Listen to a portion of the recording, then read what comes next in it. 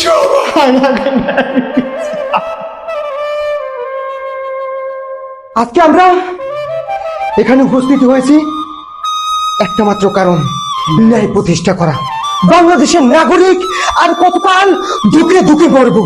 আমাদের উদ্দেশ্য একটাই, ন্যায় বিচার প্রতিষ্ঠা। আর এর জন্য কারো কারো স্ত্রীকে বিধবা করতে হতে পারে, কারো কারো সন্তানকে এতিম করতে হতে পারে, কারো কারো ভিটা বাড়ি ছেড়ে দিতে হতে পারে, এমনকি কাউকে শহীদ হতে পারে।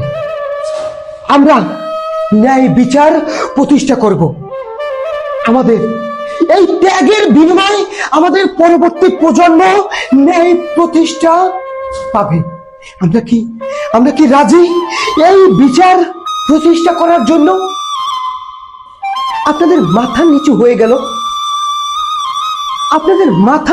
গেল, আপনারা কি ন্যায় বিচার প্রতিষ্ঠিত হোক এই সোনার বাংলায়? আপনারা চান না?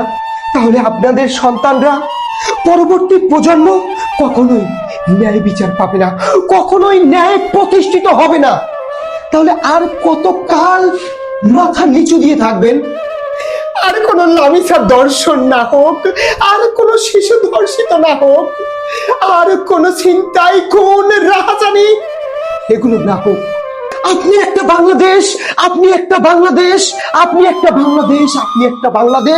আমরা নাগরিক, বাংলাদেশের নাগরিক, আমরা প্রত্যেকেই একটা বাংলাদেশ। আপনাদের মাথা এখনো উঁচু করবেন না? এখনো উঁচু করবেন না? হ্যাঁ, মাথা উঁচু করতে হবে। মনে রাখবেন, আজকে যদি আমরা সোচ্চার না হই, তাহলে আমাদের পরবর্তী প্রজন্ম কখনোই এ থেকে বাঁচতে পারবে না। খাদ্য, বস্ত্র, বাসস্থান, শিক্ষা, চিকিৎসা ও নিরাপত্তা, এগুলো কি আপনারা চান না? আপনার সন্তান কি দুমুঠো ভাত খেয়ে বেঁচে থাকতে চায় না? আপনার মেয়ে, আপনার ছেলে কি সুন্দর মতন স্কুলে যেতে চায় না, নাকি দর্শিত হতে চায়? সুন্দরভাবে স্কুলে যেতে চায়। তাহলে কেন চুপ হয়ে বসে আছি আমরা? কি একটু নিরাপত্তা চাই না?